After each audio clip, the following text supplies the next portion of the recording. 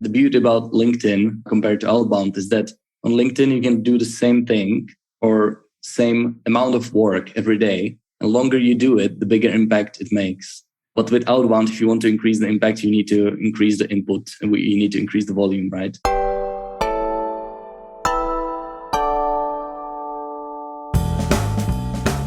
Jakub, welcome. Hey, Tom. Good to be here. So we have been chatting on LinkedIn for a while. I'm very aware of your business because I know Mark, your co-founder. Yes. So for the audience's benefit, Jakub has a company called Speak on Podcast, which, let's face it, is a perfect name for SEO. Was that part of the decision? We actually came up with the name. The idea was to really make it self-explanatory. Be very clear. There are a lot of smart names that our competitors use that really don't tell you anything. And Speak on Podcast actually tell you exactly what you'll be getting. But yes, it helps SEO as well. For sure. Because I'm just going to Google Speak on Podcast right now. And I wonder if we have any competitors bidding on you. No, not in the UK anyway. Obviously, you come number one. That's awesome. Yeah. Usually there are some people who are bidding on our... Really? Yeah. But that's the thing, right? Do you reach out to them and tell them to Are we that good that they're bidding on our brand name? Or do they bid on Speak on Podcast, which is like a keyword, like a phrase, Yeah. Here's the problem, because you can't really go and have a go at someone for that and tell them to stop. Mm-hmm. If it's just like a natural keyword. So that's maybe a downside. But anyway, so what I want to cover today is you're obviously an expert at getting people booked on shows. So I want to cover that because that is something that I've been doing. So I want to dig into that. Then I also want to understand more about your approach to getting clients for Speak on Podcast, because I see both you and Mark smashing LinkedIn. So I want to dig into that. How does that sound? Sure. It sounds awesome. Cool. Happy to provide some insights here. So let me just run through kind of what I've been doing. We'll talk a little bit about the process, the outreach, and then the results. And you can tell me if I'm on the right track. Sure. So the basic, a bit of background, Fame, we've been running I would say, capture demand strategies really up until now, the 1 million ARR point, which is just Google, basically organic and Google paid. And so then since March, I'm well, let's try to do a bit more it's called create demand. And so there's 4 work streams, I think. We have a SaaS marketer community, Facebook group and email list. And then I've been doing personal LinkedIn posting. Thanks for all your support in the comments. There's a podcast guesting. And then there's probably one more that I've completely forgot. Let me just get it up. This podcast. Okay, so 4 things. Right. So part of the create demand is podcast guesting. And so what I've been doing is working out ways to find relevant podcasts, typically just B2B marketing, reaching out with what I think is quite a compelling message where I basically say, hey, I heard your episode with X on your show. Because the way I've been finding is by searching people that are similar to me on a site called Owltail. And then, so I can say, I heard Rand's episode on your show, thought it was great. Would you consider another guest? Next, I'm to ensure it's one of your most downloaded episodes, we are going to do X and Y, which is typically spend $50 of our own budget on Facebook ads and also add you into some blog posts of top B2B marketing podcasts on our hosting site domain. And then it's let me know if it makes sense to chat. So I'll just run through everything I've been doing, and then you can give me the feedback. Sure. So we reach out to about 10 per week, maybe. Okay. And I'm roughly recording 1 per week.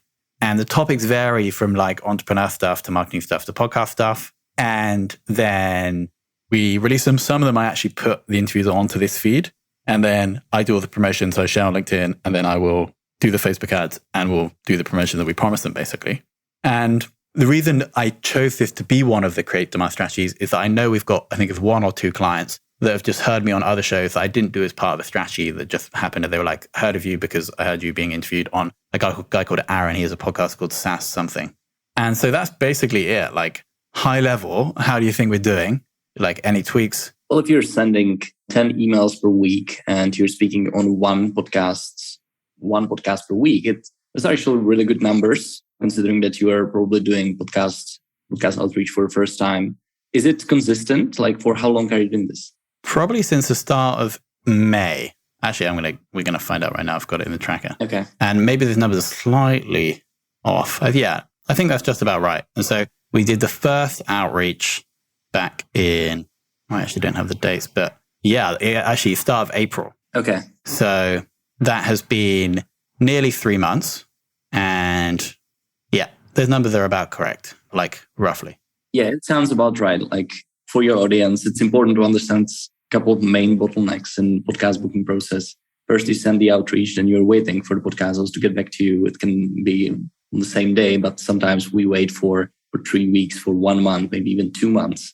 And usually the bigger the show, the longer you wait. Because from talking to podcast hosts, they like to set a time once every 2 weeks, once a month, to go through all the guest pitches they receive and then just filter out the ones that are relevant. So that's the first bottleneck, waiting for the host to get back to you.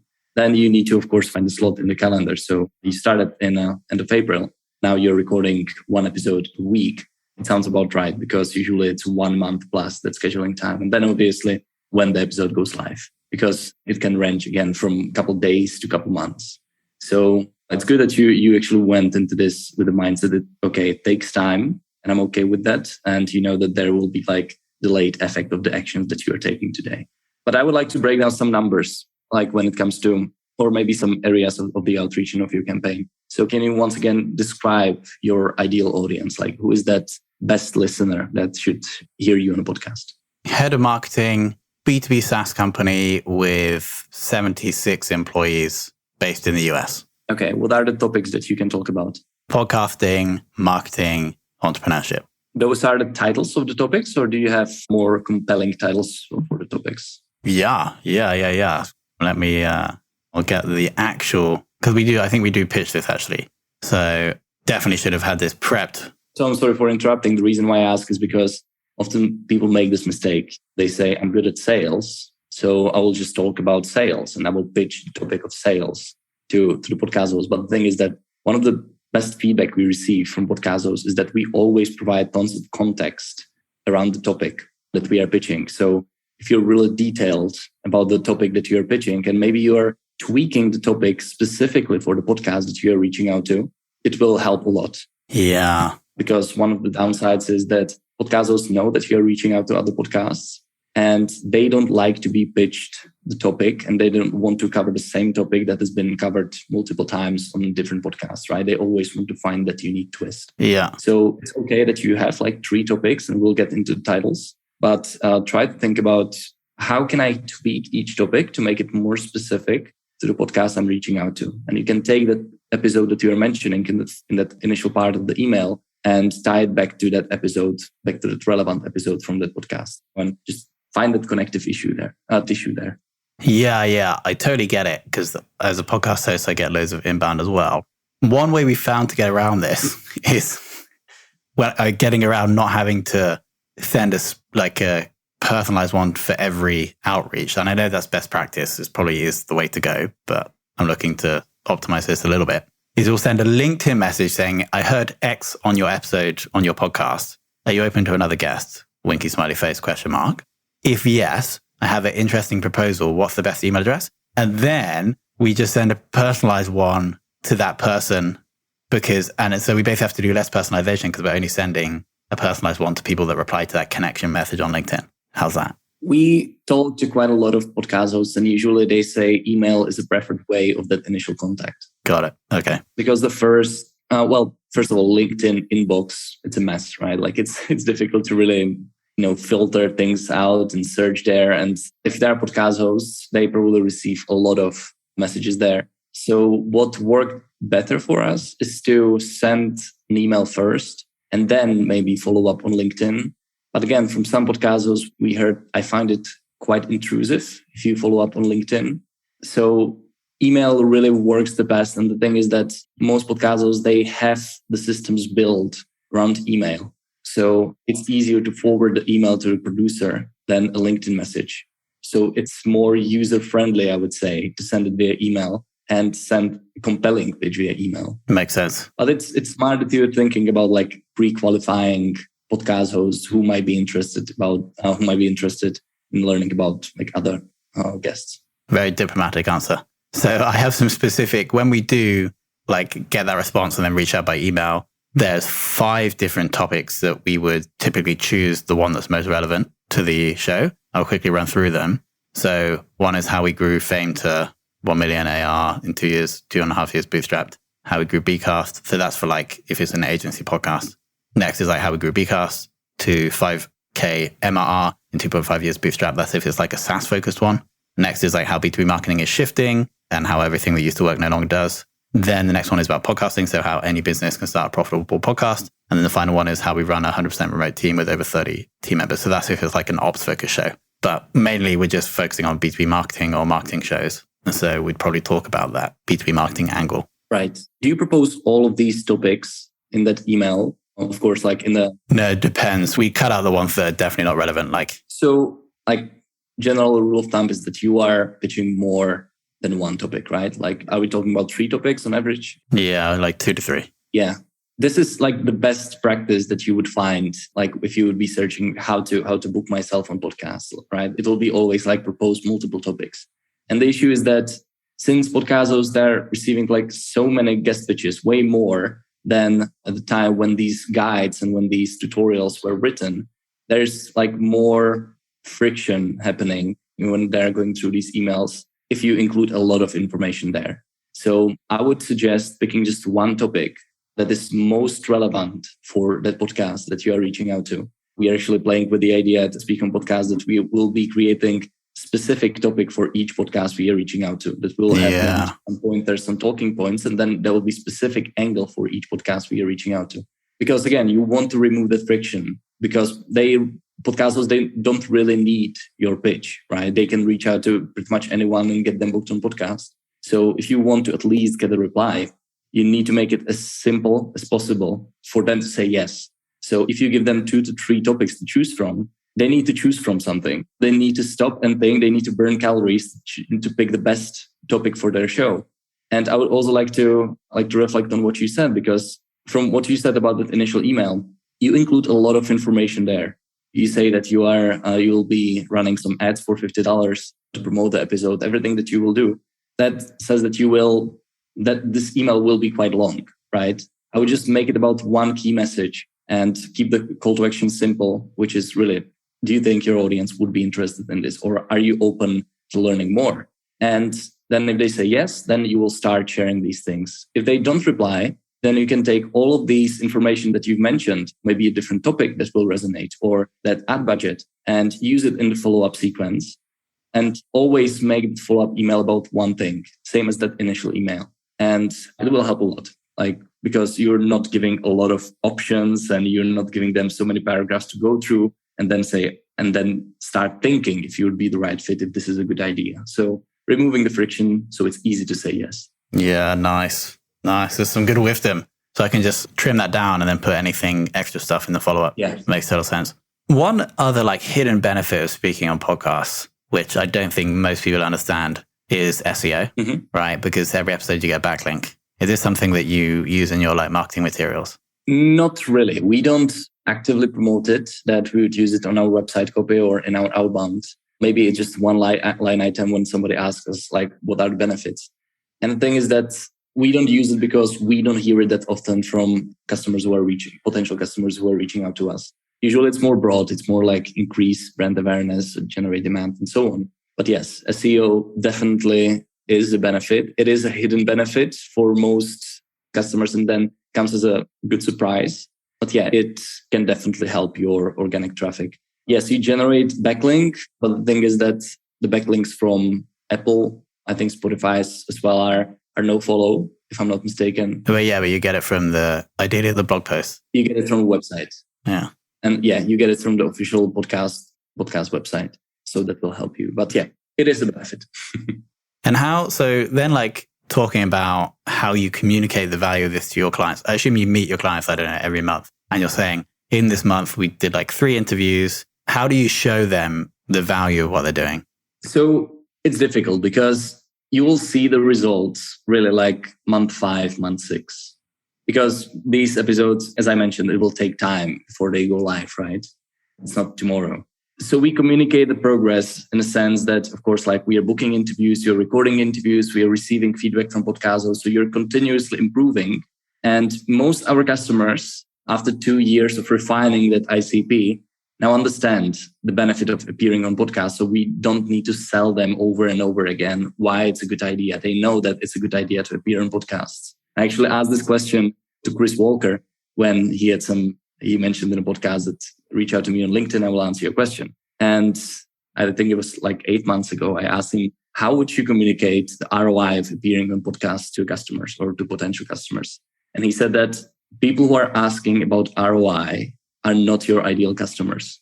People who want to necessarily attribute every podcast interview to some tangible business results, those are not the best customers. Those are not the people that you should be working with. You need to find people who already understand why appearing on podcasts has value for them. So that's what we did. So not sure if I answered your question, but we don't need to resell them on that benefit every month. So would you like purposefully reject a client who is going to buy, but it's like, I want to see it directly at ROI after 6 months? Yes. Got it. Because it's just not going to work out for them. Well, we can get you booked on podcasts and you might just show up and deliver a good interview and something might happen. But our customers who see the best results are actually the ones who are acting on our advice, who are taking action after the interviews, and they're actively building relationships with podcast hosts and so on. Because after all, it is a networking opportunity with the hosts that are usually well connected, and they can connect you with your ideal customers or maybe become customers themselves. So our core deliverable is that we'll get you booked on podcasts. But then all the results that you will get are very dependent on how you work with these opportunities we present to you, whether it's repurposing on your existing social media to nurture your existing audience, or networking with the podcast host, or at least preparing better for the podcast interview, that you will have your call to action. You will have your podcast funnel in place. You will have something compelling to offer at the end of the episode. And those are a lot of things that go into seeing the ROI in 6 months after this. And we always try to do the best to guide our customers to do it. But of course, we really cannot control if they will take action. Now, I want to contest one of your points there. Okay. You mentioned about, I totally get it. You have to prep and you have to add, leave nothing back, add as much value as you possibly can as a guest. Totally get that. The question, though, is about your call to action and this thing that you're calling a podcast funnel, because I'm a little bit hesitant about pitching my stuff when I come on someone else's show. So how do you recommend a guest does this effectively without being like a salesperson? So I think the obvious answer is to pitch only when you're asked to pitch, right? So usually most podcast hosts at the end of the episode, they will ask you, where should our listeners go? Where can take this further? And at that point, you should have your answer ready. So instead of just saying, go to our website, and the listener won't know what is your website, having your call to action prepared and actually being aware that you need to say the website URL. Most people don't do it. Just visit our website or go to my LinkedIn profile. It's very difficult, again, to take action on this. So being prepared to provide good call to action would be actually one step. And also how to sell without selling, right? So what I've done throughout this episode multiple times, and I didn't sell, but I mentioned that our customers do this. We help someone do this. So I'm positioning myself as someone who is actually doing this. So I'm not just sharing some theory fluff. I'm actually saying what we are doing on a day-to-day basis. And it helps myself position me as an expert. So I would be prepared before every podcast interview.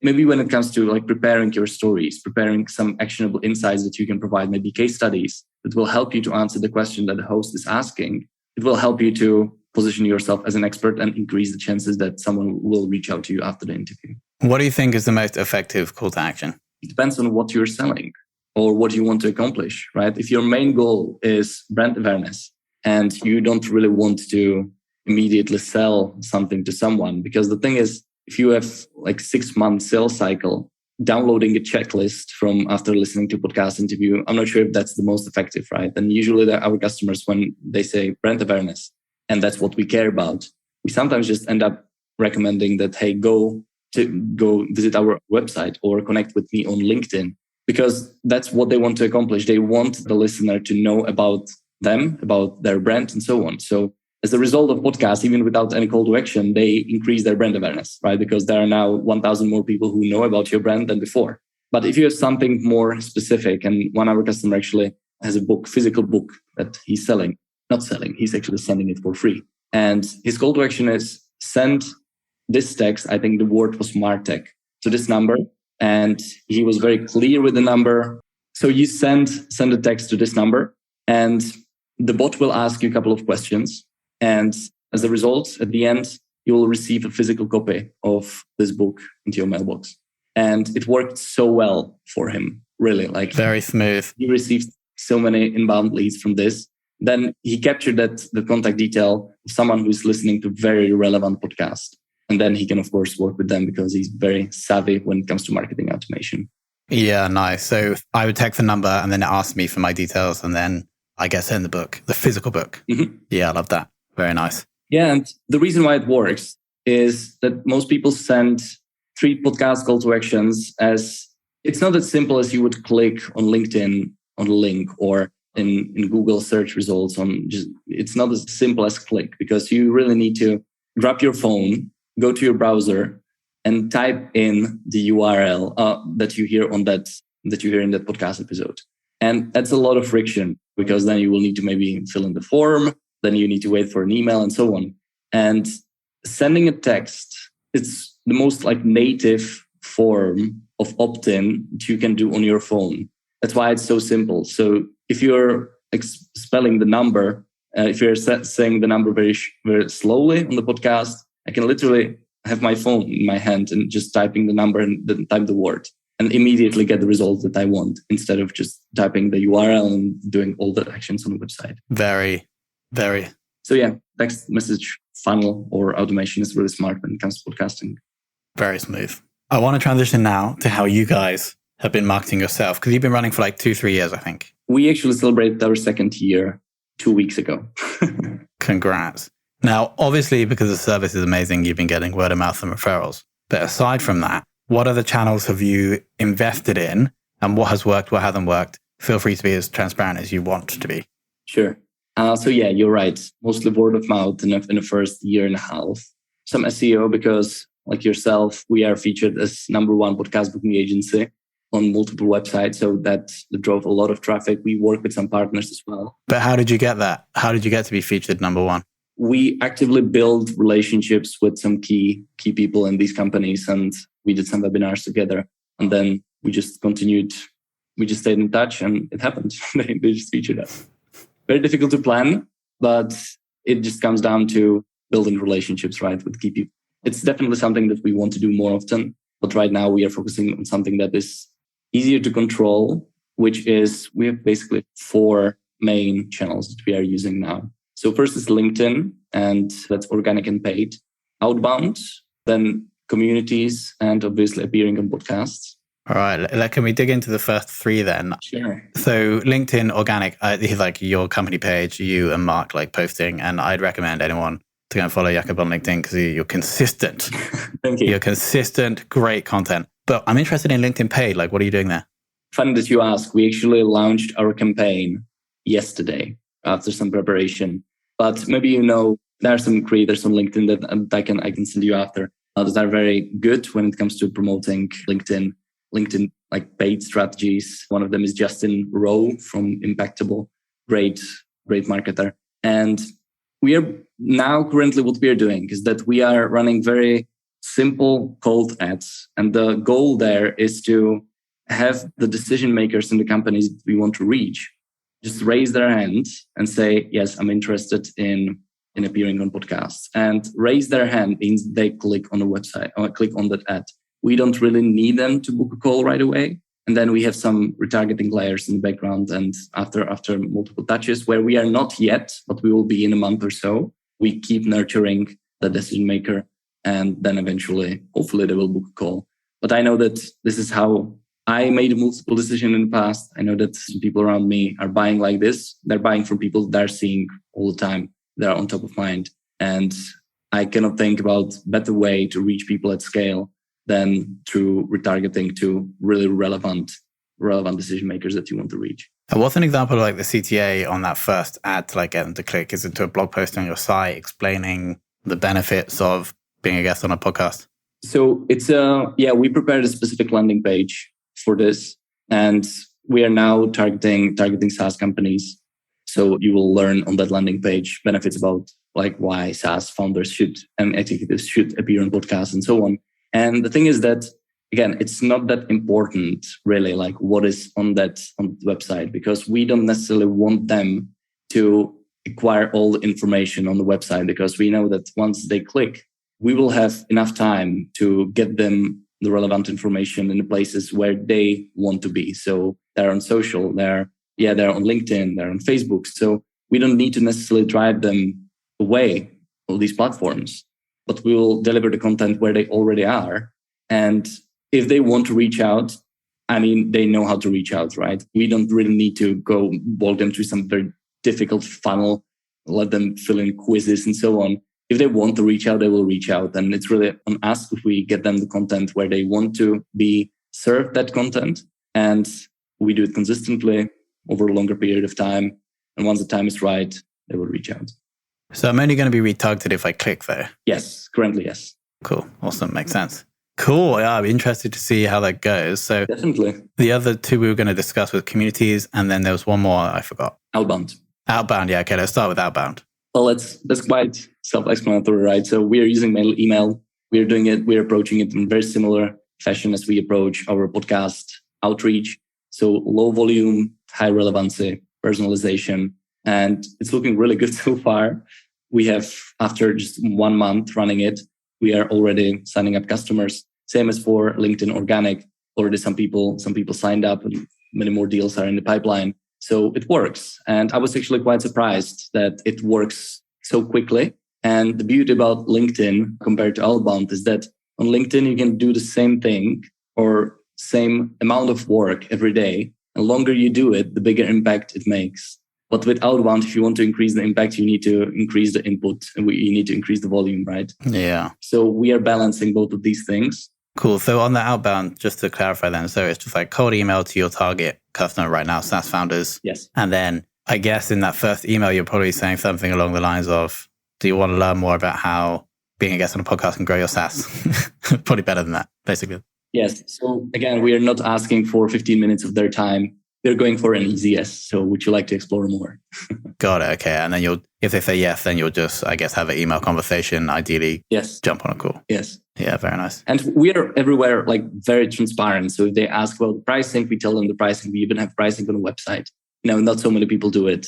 But once we put the pricing on the website, yes, the number of calls we have on our calendars right now, it decreased. But the quality of them increased a lot because they know that it costs this amount and they were ready to have a conversation about how it actually works. So the sales efficiency increased as well. Very nice. And then communities.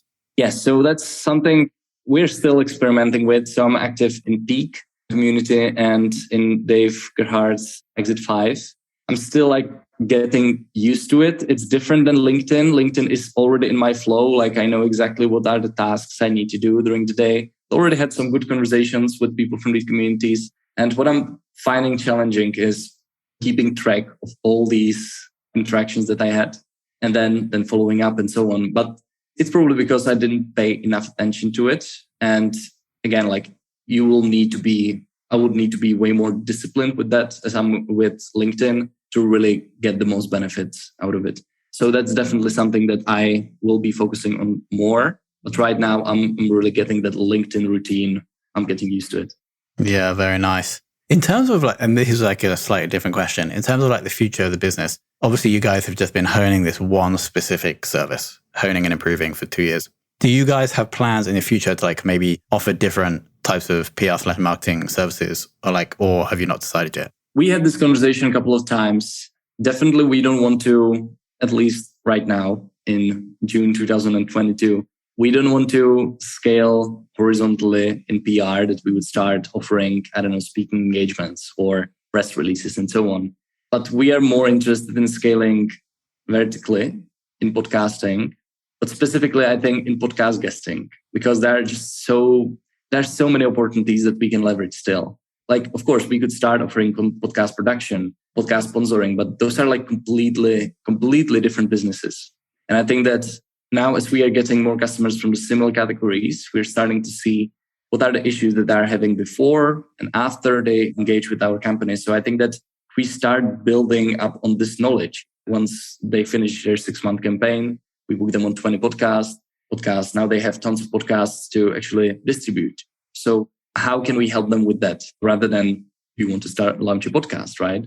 So it comes down to understanding our customers and then really just asking them what are their plans now and if we can assist them with that and scaling this direction rather than horizontally or too broad in podcasting. We still want to be in podcast guesting. I think there's a huge, huge potential. Yeah, that makes total sense, right? You're like, what is the thing that they need, the problem they have before they want to be a guest on a podcast? And then what are the problem they have after they've done 20 podcasts? Yeah. Because you're right, they have this massive backlog of content that they could leverage. So yeah, this makes total sense.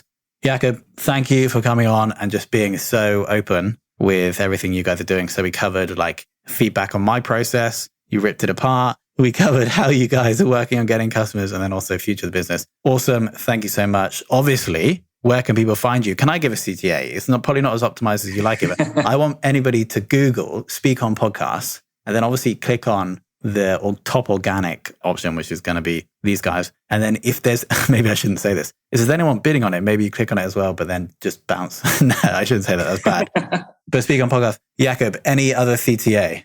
I think you got it. So if you want to go directly to our website without Google, it's Speak on Podcasts. It's plural, speakonpodcasts.com. And if you want more insights, like what we've discussed here, I think the best place for that is to connect with me on LinkedIn. So just search for my name, Jakub Zajicek, and send me a request. Tell me that you heard me on this podcast and maybe tell me what you like to learn about and I will include it in my content. Very nice. Very smooth. Cheers, man. Thank you. And thank you so much for listening to this episode of the Confessions of a B2B Marketer podcast. I want to thank Jakub for coming on and sharing all of that wisdom about guesting as a podcast, but also about how they're generating demand for their B2B service, Speak on Podcasts. Of course, if you have any questions about the show, know any guests, hit me up on LinkedIn. It's Tom Hunt. Just send me a DM. And if you have any feedback, please go to Apple Podcasts, search for Confessions of a B2B Marketer podcast. Follow the show, leave a rating and review, and I'll start reading them out in future episodes. So if you do that, ping me on LinkedIn with your website, and I'll make sure I give you a little pitch in a future outro. Thank you so much for listening.